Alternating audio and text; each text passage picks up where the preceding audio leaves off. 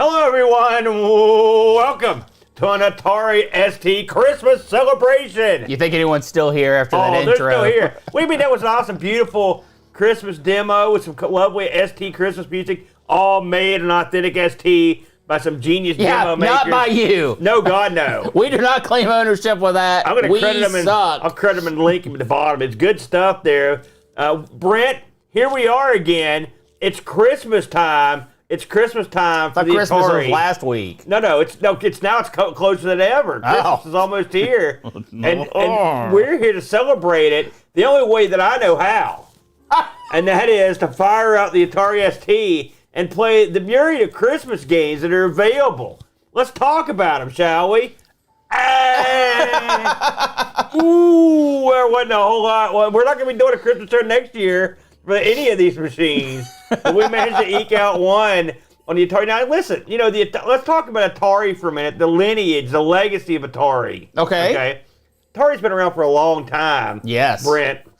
And Atari was a big part of Christmas when I was a kid, not for me, but for everyone I knew who had an Atari. Sure, yeah. It was definitely a Christmas gift given in abundance in the U.S. And so in honor of that, I wanted to, because, listen, I feel bad that I've kind of neglected you over the years. So in honor of that, I bought you now Atari. You feel bad? I bought you this Atari Christmas gift that you can open up. I'll do that at the end of the show. I want you to open it up right now. This is your Atari Christmas, because we may use this later to play games. So this bag is very familiar. Don't talk about that. We've had a good year of Atari ST fun. And I hope that all the people... This card is very familiar, too. Well, yeah, it's a good card. I hope everyone here will take the time to go over to our Discord and vote on their Atari ST Game of the Year. And it could be today's game, STario's Christmas. It should be a lot of fun. Brent, that's an authentic wireless Atari joystick for you right there, my friend. I think the wire's just been removed. No, it's wireless. That's great. But it should have like a big antenna. No, there's no antenna on these. So the button's stuck. Would you stop? The Atari has been synonymous with Christmas for a long time, and this year will be no different to Brent, because we have picked really the only Christmas game we could find. And the funny thing about this game... Did you chew on this? A little bit. The funny thing about this game is that we actually sort of had a cup of coffee with it on ARG a few years ago. Not the elf, man. Why don't we just get right into it, Brent? What do you think? Why is there trash in the bag? Yeah, that's right. Merry Christmas, Brent.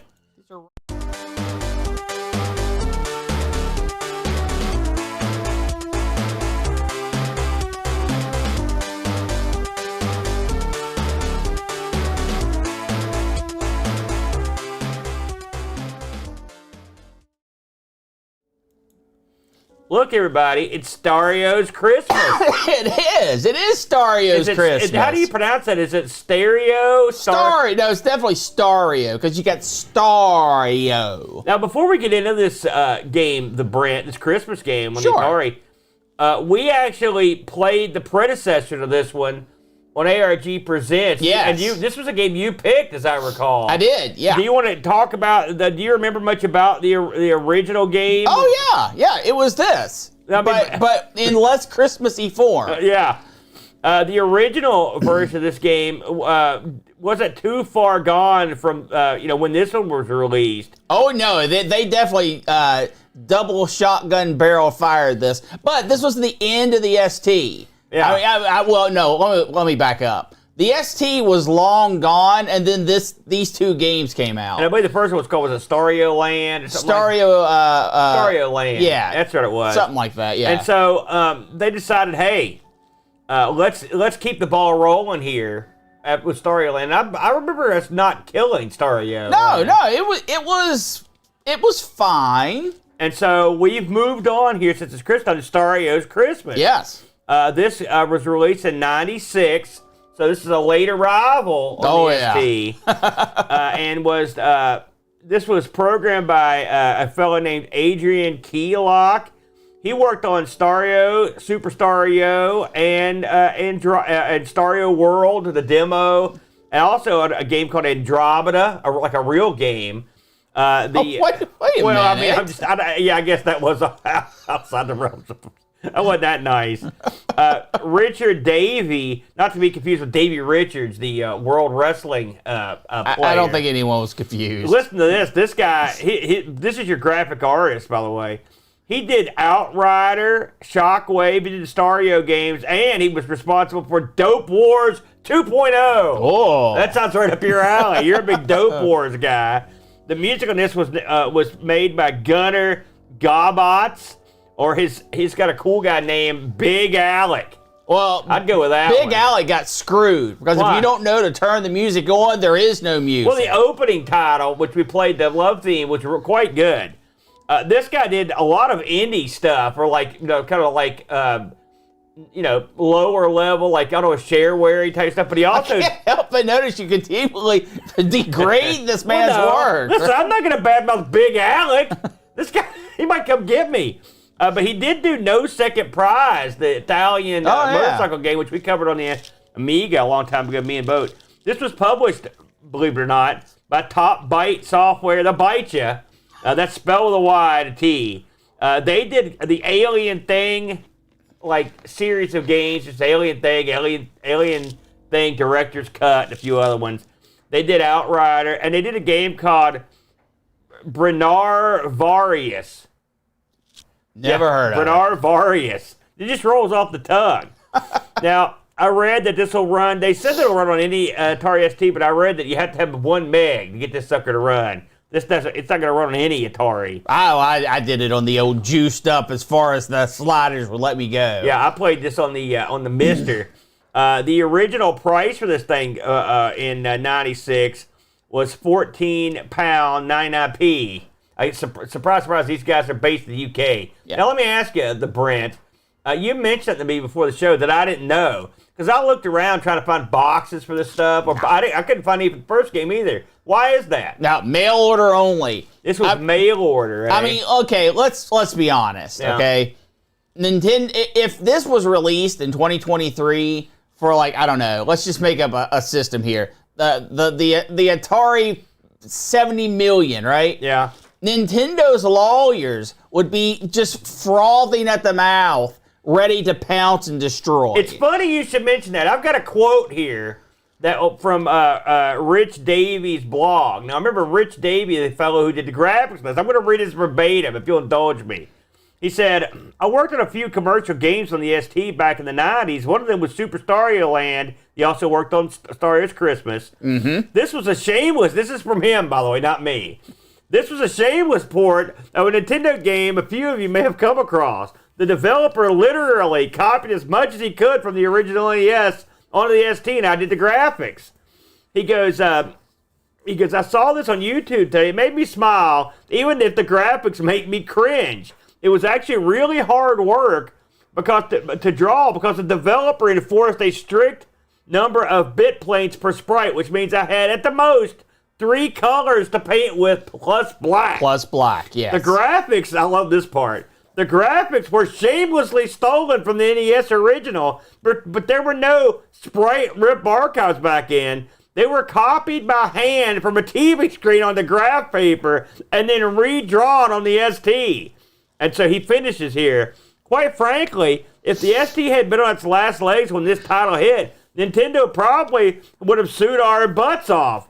As it happens, they didn't. The game got good reviews and sold well. It even spawned a sequel, which is what we're looking at here. In fact, I have a little more insight into that. Oh, go. The guy that put this game together originally, right? Yeah. With there are versions of this out there, demos, if you will, of this still being Mario. I mean, actually the Mario sprites and stuff. And when he took it to the guy, he was like, listen, get me not sued.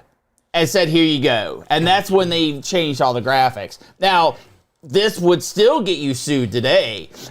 Here's another little tidbit. That, again, it's funny how this stuff dovetails. Again, this is from Rich Davies. He said the main character is based on Calvin from Calvin and Hobbes. Yes. Which I didn't know that. Yep. Because theft comes better in pairs. And this is my favorite part. It's interesting factor number 2. I was never sent the final copy of this game. The publisher was run by a guy called James Matthews. He was a nice enough chap, but the cheeky never even saw fit to send me the game, let alone pay me for the work. Yeah, no one got paid for this except for that. Now, here's the part that blew my mind. I did finally get a boxed copy off eBay a few years ago. Well, yeah, I mean... Now, he was talking about the original here. Yes. But so, there apparently... Old Rich Davies got a box copy of the BRENT, so there must be some boxes around for it. It was mail order. So, what do you think, a box copy is just like a paper box? Well, apparently the publisher on this was a real scumbag. Well, how dare you badmouth Top Bytes on their Top Byte? I've seen in many places that this is not the first pair that they kind of screwed. Yeah, there you go. But... let's talk a little bit about the game. Yeah, Aaron. Get into it, the BRENT.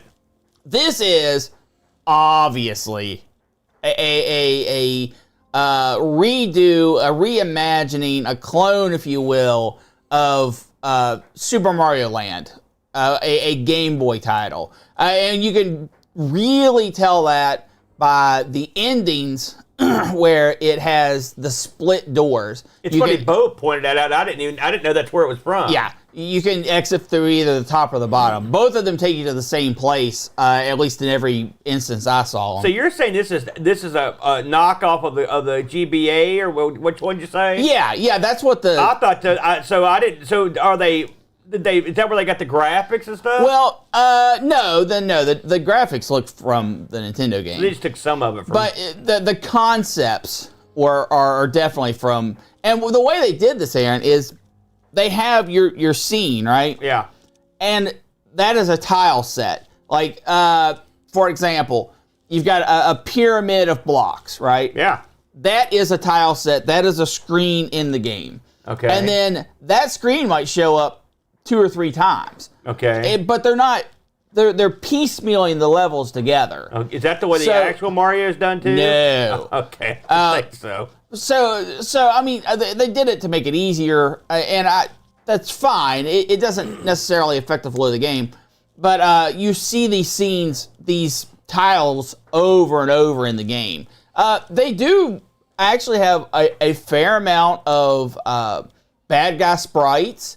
That some of them are more original than others. Are you'll have to, for example, which... like the birds that dive down, is that all that stuff from the Game Boy, or are those original? You know, what about the guy that you stomp on and he turns into a bomb? Like, is that, because I've never seen that in a Mario before. It's all a little hazy because you're talking about the 90s. Yeah. So I cannot say with 100% assurance that is original or if it is a copy of the Game Boy version. I believe it is a copy. I remember when you stomp on them, they turn into bombs and blow up. Yeah. But I can't be 100% sure. But what they've done here is they've taken a very popular franchise, right? And they've moved it to the ST. Right. And the ST, not known for its buttery, smooth scrolling. In fact, it's known for the exact opposite, crap scrolling. Right. And because and as weird as this sounds, they do a lot better with 3D stuff. That's true. They got more like raw processing power. For example, a 3D game on the Amiga and a 3D game on the ST, back in the day, in the beginning, if they were released at the same time, the ST game is going to run better. That's right. I agree with that. And when it comes to scrolling, almost all ST things are flip screens, or it's this herky-jerky motion. That's true. And STario Christmas is not like that. No. The left to right scrolling, because it doesn't really have vertical scrolling that I could remember, is good. It's real good. It's great. Yeah. It's great. It's so good you don't think about it. It's like that good. Yes.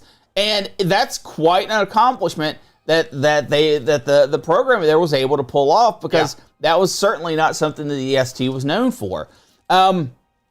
Where this game falls apart a little bit is more in the play, but we'll get to that. We'll get to that later down the line. Graphics in this, Aaron, the sprites, the upfront, in-your-face graphics, the actual play areas, I think are fine. I think they're good in some instances. Your character, STario, I think he's expressive. Yeah. Sorry, that's just so stupid. His transformations from getting from small to getting big and then being able to duck. Yeah. And his lightning, I believe it's what it's trying to portray. Power up is where he throws fireballs. It's all good. It's all very. It's different enough. Now, when you throw a fireball, you kind of revert to your old sprite. Not real keen on that, but what are you going to do? The enemies in the game, I think they are representative of what they're supposed to be. I mean, know a Goomba is a... Oh, yeah. You know a Goomba's a Goomba. You know a Cheep Cheep is a Cheep Cheep. Yeah. I think it does really well. The levels, the pipes, the coins, the water effects, the caves, the stuff like that, I think they're all really well done. The zooming effect when you finish a level or die, that they kind of like... They ripped that. I know they ripped off an NES, but that looks pretty good. Well, it's a good effect. I mean, it mirrors the NES one pretty well. You know, where it gets all blocky. Yeah. I don't. I understand what you're saying. I wouldn't call that a zoom. It's unusual. It's a transition. Yeah, it looks good. Where it absolutely falls off a cliff, though, is it has no backgrounds. None. It is just a gray slab in the back for pretty much all levels. And that's the reason why that's so disappointing to me is I think the ST could have done backgrounds. Maybe I'm wrong. They did it. I believe they had an Addams Family, for example. They had the background. Well, I'm wondering if to achieve the scrolling effect that they did, they had to forego backgrounds. At least I wondered about that myself. I hope that's what it is, and it's not just a bit of laziness. Sorry, this part of the game we're watching on the video. Oh, I got nightmares about playing this. I wish it was. I wish it had backgrounds to really bring all the other visuals together. But still, I mean, for what they've got. It was impressive. I mean, for the Atari ST to do this, they did the scrolling was number one thing. I assume that's the same reason the colors were limited, and they probably had to make a lot of concessions to get to the point where it could run this smoothly. And that's very possible. Let's talk about the sound real quick, Aaron. If you didn't know it, you would think, man, they cheaped out. This game has no music. Yeah. And that's so. I mean, the music's not. It's not stellar. No, I think the title scene music is real good. It's good. I thought Big Al nailed that one. You know. But if you don't in game, it just has the sound effects. It's very Amiga-like in that. Yeah, I hate that. But you can hit F9, right? Yeah. And bring the music on. Turn the music on. Now it's just MIDI. It's just. Low, it's just normal. Music. It's kind of low effort. It's okay. I wouldn't say it's low effort. I'd say it's okay. But I mean, I turned it on for a while and then I just turned it back off because I want to hear the sound effects. That's why. So for me, I hate to do it because I like having music and sound effects, but they didn't have it. Yeah, which is annoying. So So you play with sound effects more than you play with music? Yes, absolutely. I did too. But I tried the music on the music. There was some variance there, right? Now, do you think that was a limitation of the ST? No, I just think that. Well, listen, that was we've played plenty of ST games that had music and special effects. Yes. It's just like the Amiga. Sometimes they had it, sometimes they didn't have it. So I don't know. Maybe now I was talking to. It's funny. I was talking to Dave Velociraptor last night. Sure. And he was telling me that how the ST could play mod files just fine, but it would take like 70% of the processing. So maybe there's something along the lines of that. Maybe there was it was taking up too much processor to do both.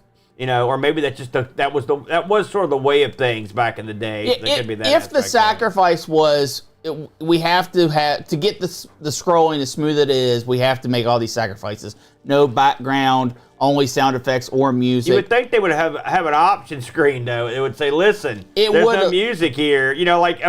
Most games they'll give you the choice on the title screen. Yeah. I don't know why this one does it because most people. Well, it probably had it in the manual that. Manual lost the time. Are you kidding me?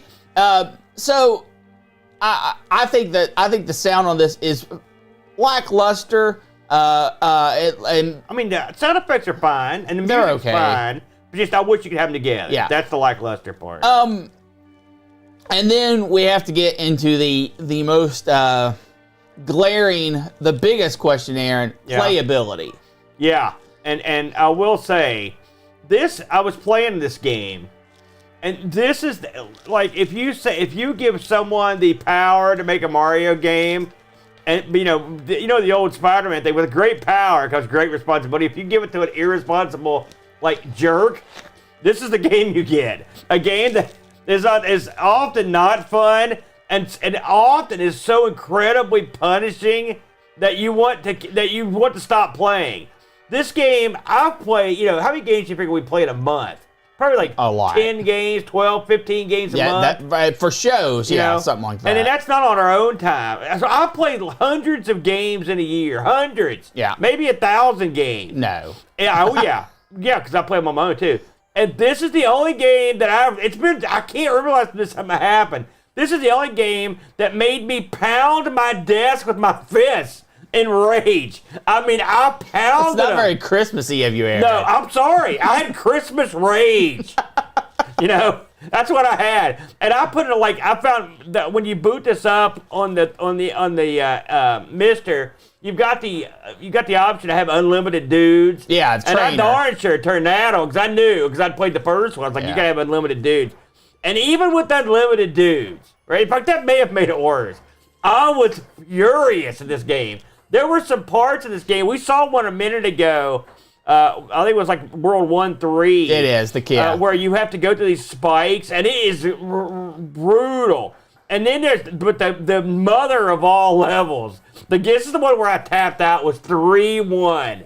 This level was forged by Satan in the halls of Lucifer. It's just so bad. And the thing that gets me, so this game made some interesting control choices, okay?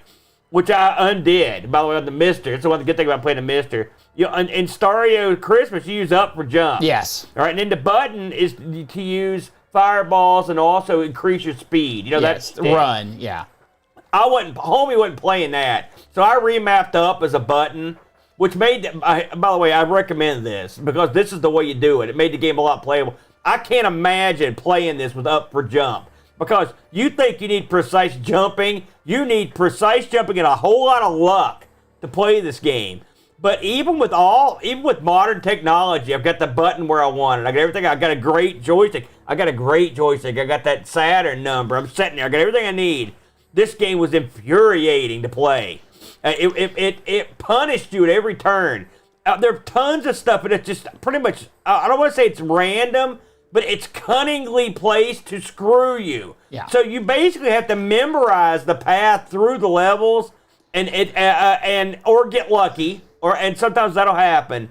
But it is brutal. Also, they give you, despite the fact that this is a Mario knockoff, they give you very few power-ups. Yes. And a lot of the ones you get, you have to sort of find on your own because they're hidden. Like, it's not just going to give you a block that often. It says, look, you get fire. You don't get fire. No, it gets incredibly difficult to get the firepower up. They also, they made another interesting choice. At the end of the major levels, they have I don't want to say a boss fight, but that's basically what it is. It's a boss room, yeah. It's a room where you have to kill everything in the room. In particular, I don't know if you got the one that had the fish. No. Oh my God! Yeah. So I played this further than you did. I thought maybe you'd beat it. I didn't use unlimited lives. Listen to me. I'm going to tell everybody this right now. I tried because there's not a whole lot of.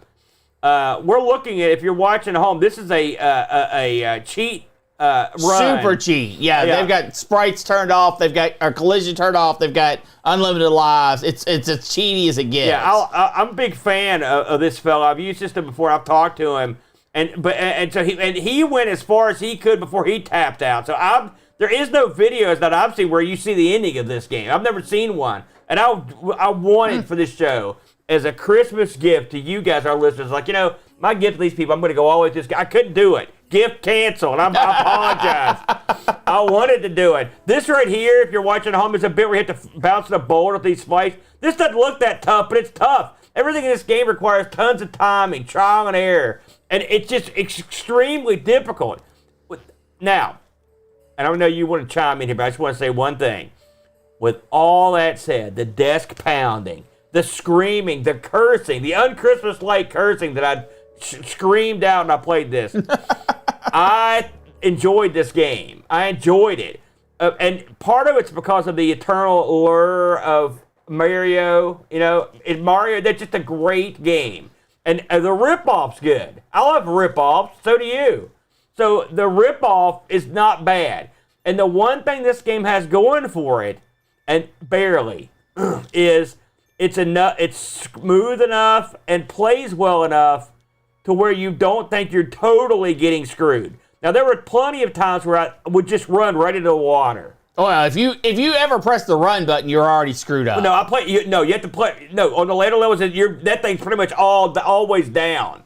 But there were times where I thought, is this not registering my jump, or am I just dumb? And it's one of those situations where you play a level so many times that you just get stupid. Like, you're just like, you're drooling, your eyes are glazed over. That's how far I got. This reminded me a little bit of when I played Manic Miner on the ZX. The same kind of mindset I got. Now, this isn't that hard, but I mean, it's the same kind of, like, you just die over and over and over and over, But with all that said, I still enjoyed playing it in a weird sort of self-hating way. All right. So I enjoyed this game too, as abusive to the players as it is. But it's... So you agree with that? Yeah, but it's not what you think. Okay? It's not... Are the level designs bad? No, they're not bad. I mean, some of them are gotcha moments. They're vicious.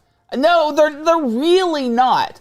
The problem is your control of the character is floaty. It's got this feel that you're always on ice. You have, like, when you jump, you can small jump, you can big jump, you can steer yourself a little bit in the air, sort of like Mario. You can't just, 180 the other direction, but you have some control over it. But when you land and your momentum pickup and the jumps from momentum, all of that has this floaty feel, like they just couldn't tweak the controls well enough to make it a Mario game, right? It's close. You're right. It does feel almost like you're on ice. I will agree with that. It's slippery. What it reminds me of is the original Mario Brothers arcade, where when you stop, especially the ice levels, where you stop and you kind of have that slide, and when you're sliding, you can't jump again. Of course, it's nowhere near that good. No. I know what you mean. We're not comparing games. I know. We're talking about the controls. I just want to make sure people didn't get it confused.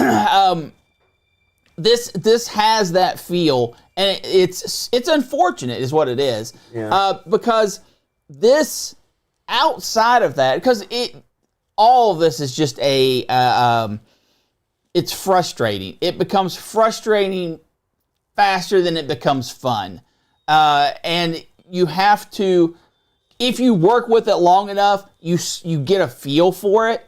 But even that feel is inconsistent. It never feels good, no matter how long you play it. So it feels sketchy. I'm not gonna say, look, man, let's run out, let's all play STario's Christmas, right? Yeah. However, first of all, if you ever see this out in the wild to buy do it right now. Yeah. Right. There's a bounty on this one. I mean, any of the STario games, I will pay you. Beat a man down and take his copy of STario. Yeah. Old lady, doesn't matter. Merry Christmas. Beat an old woman. Take her stuff.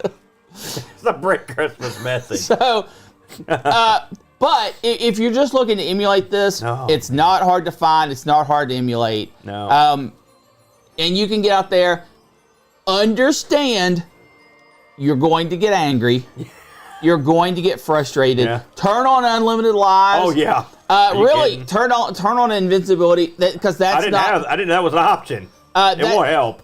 That's not what's going to kill you. It's the jumps. It's the painful controls that's going to kill you. However, I, like yourself, enjoyed my time with this. Now let's talk about some shortcomings. I know some more, right? Okay.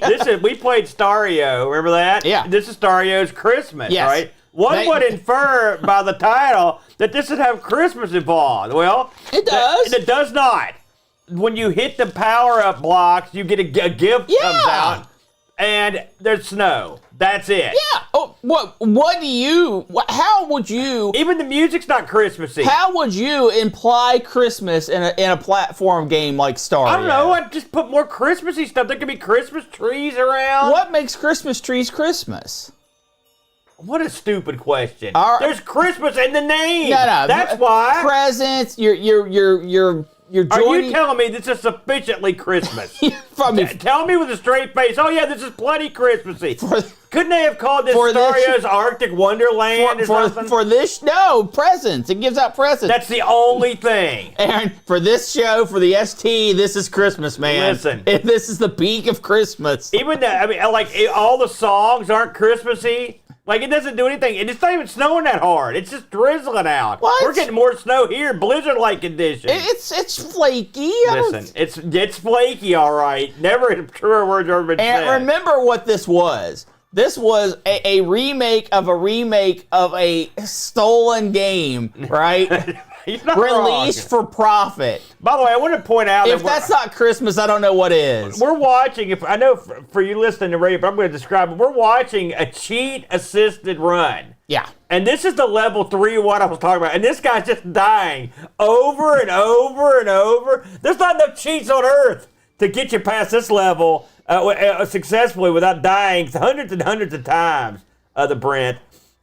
So I did, believe it or not, there's a review of this, if you believe it or not. First of all, the Atari Mania score on this one, 7.4 out of 10. And the ST format, they were still covering the ST in 96, stunningly. Well, what else? I know, you're the ST format. I guess that's all you got. I guess if you go to Falcon format, you're in deep trouble. Anyway, they gave this a 75. They gave the original STario an 85. And they said this one didn't really do much to change anything that was wrong with the first one. So that's correct. They docked at some point. That's 100% correct. Well, I mean, yeah, I agree with you on that. And I think those scores are high. Do you? Yes. Where would you place this in the pantheon of gaming? Oh, you mean like on a 100-point scale? Yeah.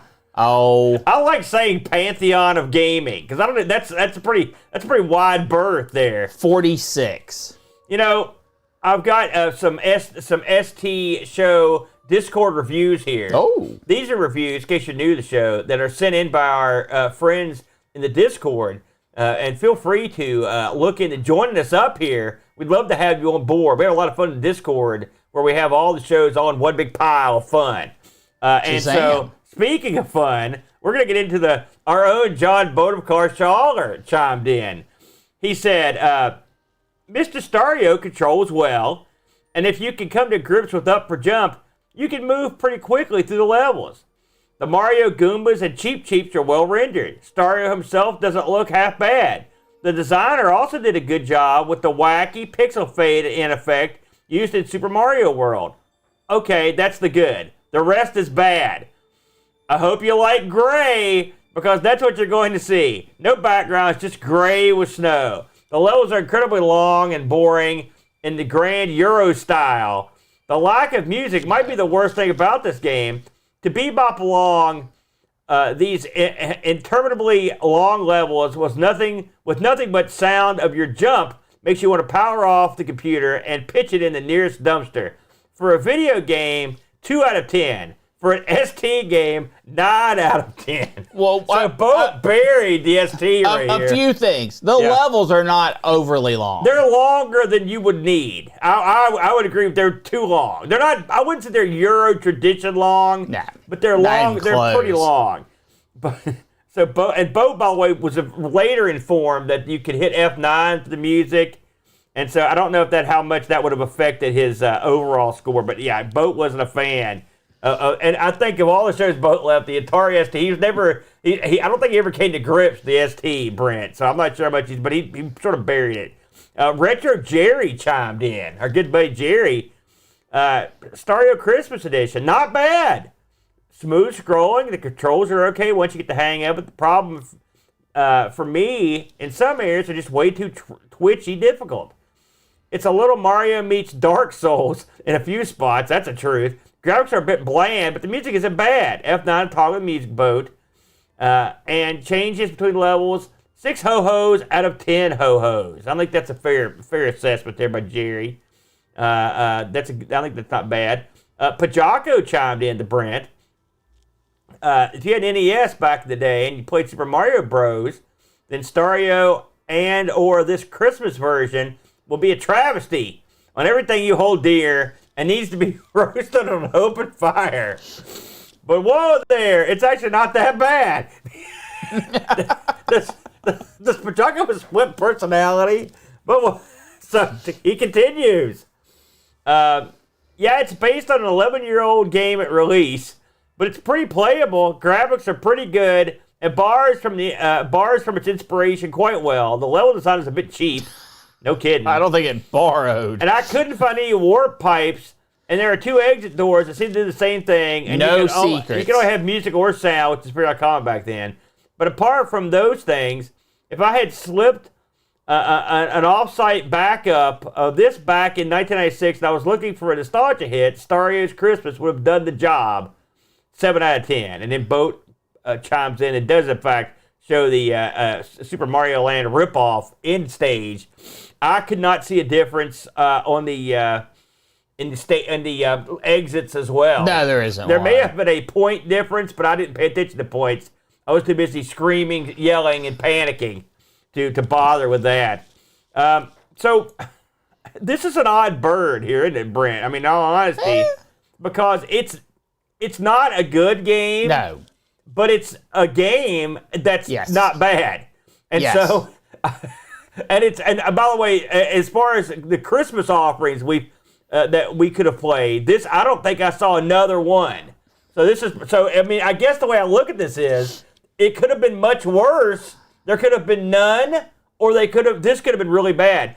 And I will say, I've played Atari. I've played Atari all year, Atari ST games. And this is not even close the worst thing I've played on the ST. Oh, no. No. And the scrolling is nice. And I was talking to Dave Velociraptor last night, he holds up the banner for the ST. And I was like, Dave, this was done on just a plain Jane Atari with the 1 meg, which is plain Jane. I'm like, this makes me wonder why we weren't seeing more of this. Because one thing this guy did do, he got it. And you could have put other graphics in this game, made a whole different scrolling game out of it. Yes. Like anything.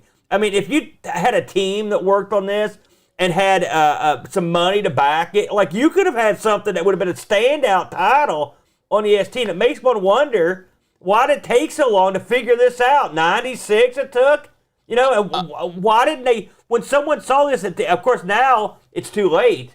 In 96. Oh, yeah. But, I mean, if you could have put something like this out in 86, for example, or 87, somewhere in that ballpark, this is what you could do with the Atari. It's sort of sad. I get where you're coming from. Yeah. But when I look at like modern ZX games, and I think, man, why didn't all the ZX games look like this or play like this? Dude, sometimes it takes a very special programmer or a very special designer to get into that hardware to make it sing. Yeah. And I think that they did make the ST sing with STario's Christmas.